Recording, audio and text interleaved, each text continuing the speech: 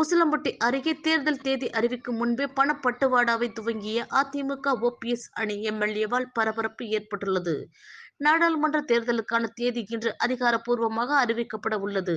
இந்த நாடாளுமன்ற தேர்தலுக்கான வழிகாட்டு நெறிமுறைகள் தேதி அறிவிக்கப்பட்டு 24 மணி நேரத்திற்குள் அமலுக்குள் வர உள்ளது. இந்நிலையில் மதுரை மாவட்டம் உசிலம்பட்டி அருகே ஏழுமலையில் அதிமுக ஓபிஎஸ் அணி சார்பில் நடைபெற்ற நாடாளுமன்ற தேர்தலுக்கான பூத் கமிட்டி உறுப்பினர்களுக்கான ஆலோசனைக் கூட்டம் உசிலம்பட்டி எம்எல்ஏ ஐயப்பன் தலைமையில் நடைபெற்றது. இந்த ஆலோசனைக் கூட்டத்தில் கலந்து கொண்ட அனைவருக்கும் வேஷ்டி சேலை மற்றும் அதிமுக இரட்டை இலை சின்னம் பொருத்திய கவரில் ரூபாய் 500 ரொக்கம் வழங்கப்பட்ட சம்பவம் பரபரப்பை ஏற்படுத்தியுள்ளது. இன்று தேர்தல் தேதி அறிவிக்க உள்ள சூழலில் அரசியல் கட்சியினர் எப்போதும் போல பணப்பட்டுவாடாவை துவங்கி உள்ளனரா என்ற குற்றச்சாட்டு எழுந்துள்ளது.